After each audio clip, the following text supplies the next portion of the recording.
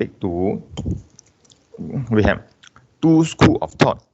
These two schools of thought is before the so-called classic school of thought. In economics, you have two main schools of thought, but now you have another few more. First is a classic, and then of course the Keynesian school of thought, and then of course they have neo-classic and neo-Keynesian. But recently they may add on other things like institutional economics, right? But before the classic school of thought, we have so-called Mercantilist school of thought, and then this Physiocrats school of thought. These two may not share the same idea. They, in fact, they may contradict each other. They may criticize each other too, right? And start with Mercantilist school of thought. This one, if you study international trade, besides you study the free trade, absolute advantage, commodity advantage, you also touch on this so-called Mercantilist school of thought because it's also related to international trade. This thought is influential areas for around 15,000 to 18,000. Yet it varied to in a different country and a different feature of the system of the thought. I mean, some countries have 15,000, some countries have 16,000, right? And this 15,000, if you see from Malaysia historical perspective, is a year where the Portuguese actually come explore the Tanah Melayu or the time Malacca that time and then colonize Malacca. So is there anything to do with this mercantilist school of thought? We'll see later on. Okay? This thought is also seen as a political nationalism through economic means or economic nationalism as a state policy. That means it combines the nationalism, politics, and economy together. They want to have a strong nationalism, means strong government, to focus on achieving economic gains, but heavily rely on political thing, right? Political power. Right? So it fit into the background of European nation at that time, as I mentioned last week. Right? The background actually give birth to the school of thought, and then later on the school of thought may change the background. So at that time, the end of a war for roses, then you have a new king, Henry VII, in 1485. In this case, you will see that the central government or the power of the king or the central government is getting stronger and stronger and stronger. Civil war end, right? So the European Renaissance began, and one of the key impact or key implication of this Renaissance is the decreasing power of the Catholic Church or any other church. Long time ago, the Catholic Church has a very high power. They say according to the God, and then even the king will have to follow the instruction. But then when they have the Renaissance, right, they start to focus on current living, and then of course you have this called Protestant Reformation or Protestant ethic, right? Then they try to shift the power from the church back to the society. And of course, in a society, the king or the central government actually hold more power. So you see the concentration of power, and then they start to have this so-called nationalism, right? From last time you remember the feudalism, the whole economic system or the whole social political system is governed layer by layer, from the farmer, the lowest layer, the normal citizen, right? Then the lord, the small lord, and then the medium lord, and then the big lord, overlord, and then a bigger lord, and then only come to the king. So they don't have a direct or a very powerful control system. So they don't have much nationalism, and of course, in the same time also, you had the influence of the Catholic Church. So, but then during this time, they have nationalism, right? Then what's the main tenet of this mercantilism? What is the main principle? There were few interrelated principles. One by one. First, maximize the accumulation of gold. Country strength is depend on its wealth, which mainly is proxied by gold and other precious metal like silver. So, how good is the country? How well is the country economy? The wealth of the economy or the wealth of the country is counted by how many gold or other precious material like silver do you have, or how many gold do you have, right? Therefore, to increase the economic wealth, right, or the country strength, is to increase the gold or the economy of gold. Second, they assume that the wealth is static. That means you cannot create wealth easily unless you are mining of new gold. Therefore, trade is a zero-sum game with export as a winner and import as a loser. Right? Maximize trade balance to accumulate gold. So in this case, mean what? If let's say I sell something to you, you pay me gold. So you pay me gold, I gain gold, you lost gold. So you are loser, I'm winner. Why? The wealth is it's just a proxy by gold only. But maybe example, I sell you one bottle of Coca-Cola. After you drink, you feel so happy, you feel worth it. Then I sell to you, I get your money, I get your gold, I also feel very happy. So in this case, it may be a win-win situation, right? Of course, the second one is a win-win situation is based on a classic school of thought. But for this mercantilist school of thought, as long as you pay out the gold, then those who the person who pay out the gold is loser. If you gain gold by selling or exporting, you are the winner. So wealth is static. Right? It's a zero-sum game, one win and one loss. Third, you see, to enable accumulation of gold, right, you have two choices. One is export more than import. Maximize export, minimize import, because export will generate income in terms of gold. Import, pay income, pay up gold. And then second way to accumulation of gold is colonization. Okay? Of course, you need to explore out and then colonize. You take the resources of your other country. That's why you can see that during this era, a lot of European power, not only England, Portugal, Holland, Spain, they go all over the world, including colonize US, then colonize Africa, Latin America, and Asia. Then in this case, you notice that 1500, Portugal come to Malacca and colonize, and then Holland go to this Indonesia, and then they colonize. Then Spain, I think, go to Philippines, they colonize. So there is this era that mercantilist school of thought actually encourage or actually prompt them to go out to colonize. For what reason? Of course, the main reason is to accumulation of gold and take the resources from this colonial country. And to do this, they need large population. Why? This large population actually can fulfill just now the both way to accumulate gold. First, you need to have extra export compared to import, right? You need to have a competitive export. So you have a large population, you provide abundance of cheap labor for industrialization. You see nowadays China got so many population, like Singapore got so few population. So to hire a labor cost in China, of course, is much cheaper than the labor cost in Singapore. Right? So you have large population, you have a cheap labor cost. So when you can produce cheaply, so your export become more competitive, you can export more. Right? Of course, another reason for have a large population is you can use this population to exploration and colonization as a sailor, soldier, so to conquer other country. Right? Colonization country that produce important raw material and it is important trade route. So they colonize, like for example, Malacca. So they control the Strait of Malacca.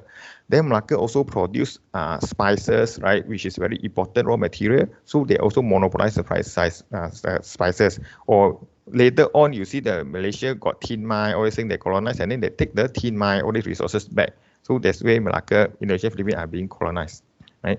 And of course, when you colonize a country, the production from, let's say, England or for Portugal, they can export to this colonized country like Indonesia, Malaysia, Philippines. They can sell there, so it's another export market. Later on, some other topic, you have this called imperialism school of thought. From this imperialism school of thought, you notice that one of the reasons why that prompt the European country to imperialize, to colonize people, is to find new market. Because capitalism already to its maximum level in the domestic country, so they go out. So, but for this mercantilism, one of the principle is the large population. Why must have large population? To enable cheap labor and to have human or sailor or soldier for colonization.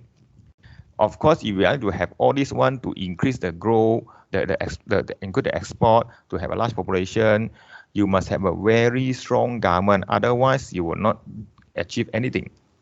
So during that time also, you notice that civil war gone, then the power of the king or the central government getting bigger. So you have a strong government to regulate trade restriction, basically to maximize import and minimize export, to centralize the regulation of law, And of course, you have a strong government, people will not dare to violate any law that the government impose. If the government is very, very weak, whatever law you impose, people will not care.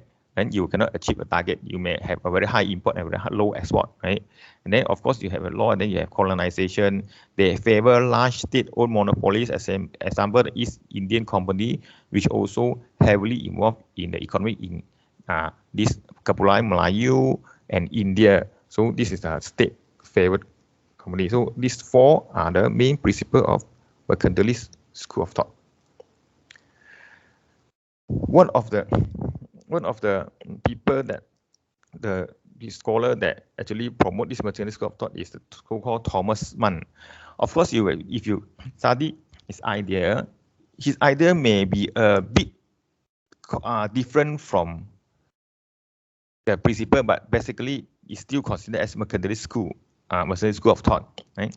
This Thomas Mann is a wealthy merchant, director of East Indian Company. Right? Just now we mentioned it's a state-owned large monopolist, right?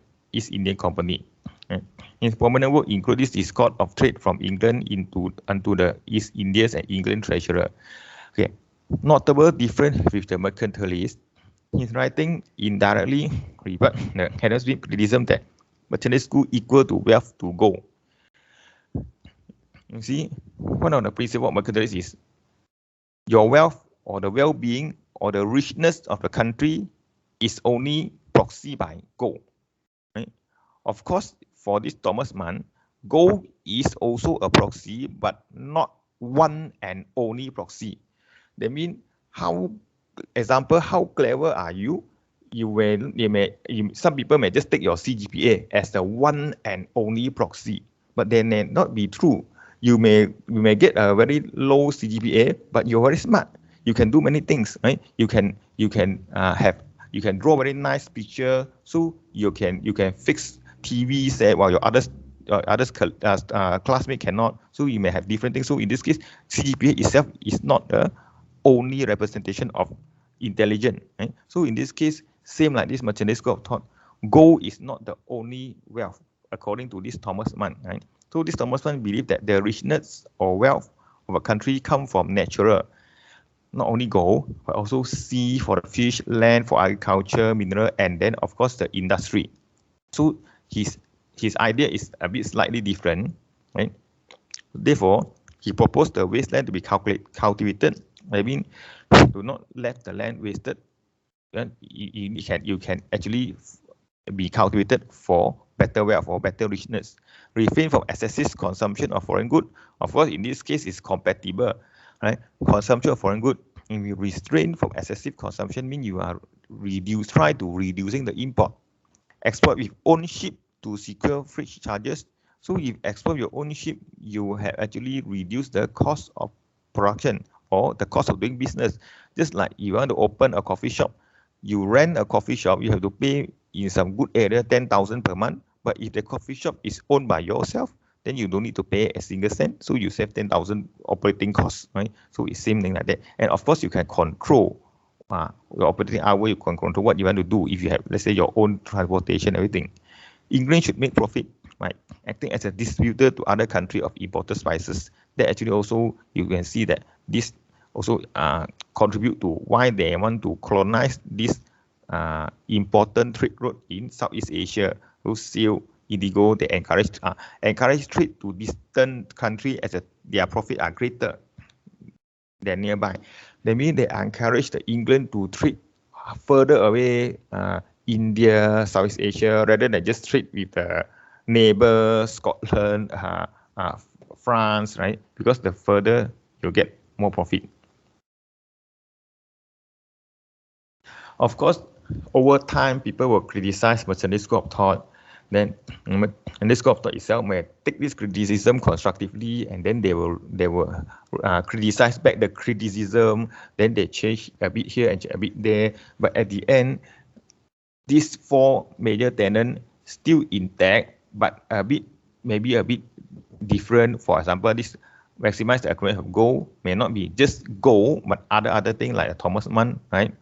So when you evolve, right, then you will call neo-mercantilism. That means not based on the very, very original starting point of the mercantilism, but then you take into some criticism and change, so evolution of thought.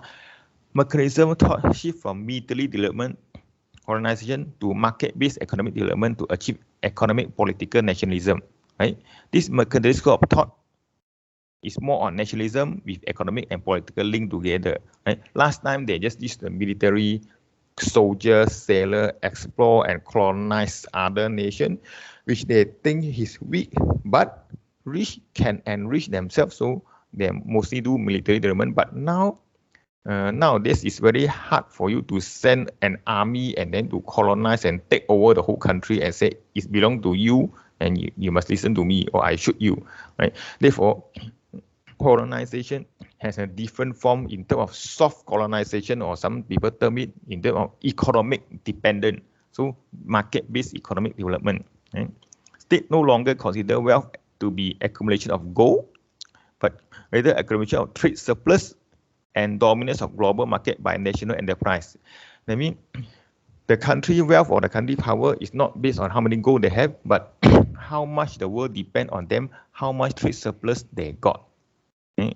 For example, can you? I think in Malaysia you got one politician last time, long time ago, say that we must boycott US. We don't buy anything US do, right? Completely boycott US. So can you completely boycott US? You want to completely boycott US, we may not be having lecture now because some of the computer laptop you're having now is made from US company, right? Microsoft team, I think Microsoft is also US company. So it's a problem. So this US actually dominate the global market, or in some extent now is China. Right? There are one author, he tried to make a one whole year research by living without buying anything made in China. Can he survive? At the end, he write a book. This is his real experiment. He said yes, can survive, but very difficult. Right? Because made in China product nowadays also dominated. Right? Cheap, of course. If you don't buy made in China product for 1 year, your expenses will shoot up. Then in his experience, he say his son will saw a toys, then he like it, and then he see it's made in China, so he say cannot buy. I'll go and find you another one, and he take a lot of time to find another one at a higher price. So you see how this America and China now dominating the global market by national enterprise. So it's a different type of colonization, right? So it's still a merchandise school, but the most then in your assignment, group assignment. And also, one of the interesting article is this one, contemporary application, make America great again. I think this slogan most of us has heard before, right? It's a Donald Trump slogan, right? What Donald Trump had done, Donald Trump before and after he became president, he blamed the decline of US global power on the international political economic system established by the US itself. Right? In both during his election time and during his presidency, he claimed that US last time is the superpower, is the boss of the world. But later on, US set the system, other people follow. But because US set this system, he weakened himself, and now he is not the main. I mean, people were there to criticize and do not follow US and set an alternative one. Most glaring one is referred to China, right? China set other rules. China, Donald Trump will see China as an enemy, right? So he claimed that America not great again. So he'll try to make so-called America great again, and whatever the thing that he do, and including the slogan, this author claimed that he are actually applying this so-called mercantilist or neo-mercantilist school of thought to the actual policy, his actual election campaign strategy, and then at this contemporary work, on the contemporary economic, I mean the current one. Even though this neo-mercantilist school of thought is start from 1500 to 1600, 1700, but now in 2020, 2019, the time 2018, Donald Trump campaign and he win the election and become president itself, he do apply this so-called neo-mercantilist school of thought. before the classic school and beside the mercantilist school of thought, there's another also dominant or popular or well-known school of thought we call the Physiocrat. Right? These Physiocrats were a group of French social reformers who were intellectual discipline of this called Francois Cuisnet. Most of the idea come directly and indirectly from this his book called Tableau of Economics. Right? If you study macro one, you will tend to study all this so economic flow chart from this firm sell product to the consumer, and then consumer sell labor to the product, and then the company sell consumer sell labor to the company pay the consumer wages from the labor market and the product market. All this flow chart, the first time they try to use and popularize this flow chart is from this Francois Cuisnet. Of course, later on they amend and then enhance, right? So these physiocrats were interested in reforming France, which experienced economic and social disorder. The physiocrats believed that society were governed by natural law, and that France's problem were due to the failure of her ruler to understand the natural law and to order production and commerce accordingly. Okay? So natural law. But of course, how do you define natural law will be a bit subjective. Okay? Again, major tenet mean major principle or the major characteristic of this physiocratic school of thought. First, of course, is nature order. Right?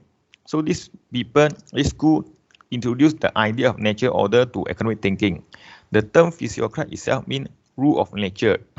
And if you study Oriental or you study Chinese philosophy, you also have some of the Chinese philosophy actually focus or put the main focus on the rule of nature as well, mainly not necessarily the physiocrat, right? Later on in the tutorial question or in the extended question, you have this. The law of nature govern human society. All human activity, therefore, should be brought into harmony with this natural law.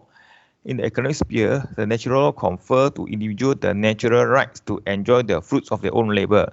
That means, if this labor produce work hard, they should enjoy the benefit of their hard working by getting necessary salary or compatible salary.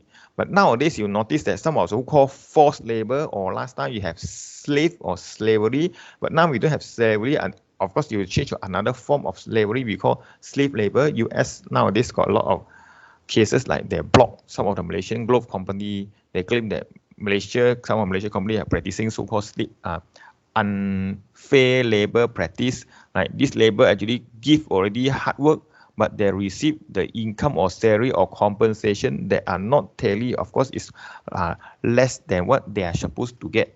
Right? For example, you work hard work for 10 hours, but I pay you some wages equivalent to 3 hours only. Right? So, provide the such enjoyment as considered rights of others. Another principle is laissez-faire, laissez-passer. So this phase, right? You will later on you see laissez-faire also more linked to a classic school. Credit to Vincent de Gaulle mean that let people do as they please without government interference. Let people do as they please without government interference. I mean, government will not interfere that much. Right? Government should never extend their interference in economic affairs beyond the minimum absolute essential of protect life, protect property, and to maintain freedom of contract. Right? I mean, the government should not say that, okay, today you eat nasi lemak, tomorrow you don't eat nasi lemak, you eat fried kway teow. So, or this firm now must produce 1,000 bottle of mineral water, cannot more, cannot less. If you produce more, I kill you, right? So some of the very right. Of course, the very extreme government intervention is government determine what to produce and what you should consume and at what price it should be sold, and then at what wages you should get. So everything government control. But of course, nowadays you don't have such thing. But maybe in some time ago that you still have a so-called dictatorship, right? So government should let the market or the people to decide. Right? Thus, physiocrats were opposed to almost all feudal, mercantilist, and government restriction, favoring freedom of business enterprise at the home and free trade abroad. What you want to buy, what you want to sell, what you want to export, and what do you want to import, government should not interfere and determine. It's supposed to be the individual or the market. Right? Another one, because you notice that this physiocratic school of thought, they all talk about nature, rule of nature. So automatically you can guess that one of the principles is emphasized on agriculture. You can see some of the differences here, right? So later on, the emphasis on agriculture, the physiocrat thought that industry and trade and the profession were useful but sterile. Sterile means just repeat and repeat. Do not create value added in simple terms. Simply reproducing the value consumed in the form of raw material and subsistence of the worker. Right? Only agriculture and possible mining was productive because it produced a surplus, a net product above the value of the resources used. What does this mean? It means that if let's say I plant a pineapple, right? This pineapple from zero, nothing, I plant out, so it's a surplus. Agriculture can produce surplus from nothing. But then if I take this pineapple, I add workmanship, I produce into a pineapple tart. So this pineapple tart is nothing new, but just the raw pineapple plus my workmanship to put in, of course, maybe plus include workmanship or some sugar, flour, all these things, and then you become pineapple tart. So nothing new is called, it means it's sterilized, just simply reproducing. What is really new or surplus or value added is just agriculture because it produced from nothing, or maybe possible mining. You don't have anything, suddenly you dig the soil and then you get the gold. Okay, then this gold is a completely new one. Right? If you take this piece of gold and you melt it and you make a gold ring, then this gold ring is not new one. It may be more pretty, but this is just the piece of gold, right? Plus your workmanship, you get a piece of gold ring. So nothing new. So that's what it means that. That's what they emphasize on agriculture. Of course, you can criticize. All school of thought can be criticized, and they are also subject to a lot of criticism. Right? Every school of thought. Right? Then next principle or next tenet will be taxation of the landowner. Physiocrats thought that because only agriculture produces a surplus, which the landowner received the form of rent. You see, you must view this school of thought from a long time ago, right? So these land are owned by some rich people. We are transition from the feudal, not 100% complete. So there are still some big landowner. So those farmers pay the rent and then produce surplus. Therefore, only the landowner should be taxed because they produce nothing. They enjoy the return. Right? I have a piece of land. You go and plant agriculture.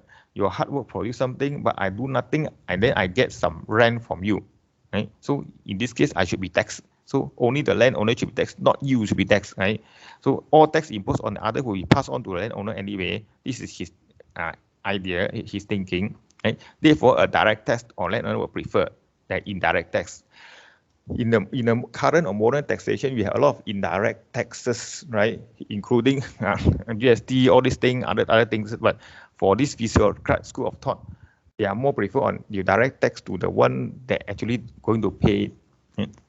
Of course, the next principle or next tenet will be interrelatedness of the economy. Right? Here, particularly, and the physiocrat generally analyze the circular flow of the good and money within the economy.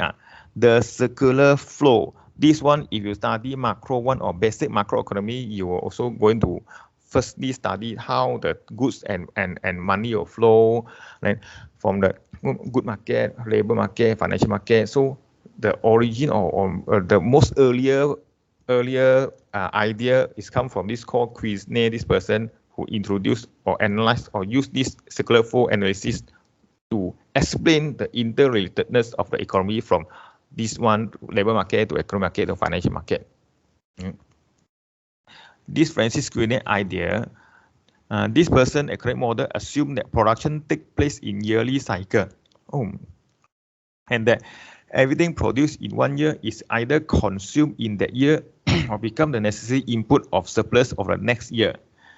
In the most simple explanation will be, you produce something, you either consume it or you save it, right? That's why your macroeconomic study, you still stick back to some of this one, your marginal propensity to consume plus your marginal propensity to save is equal to 1, everything, right? When you can either save it or consume it. So when you save it, we assume that it's actually used for necessary input for the next year production. That's why your saving equals to investment, right?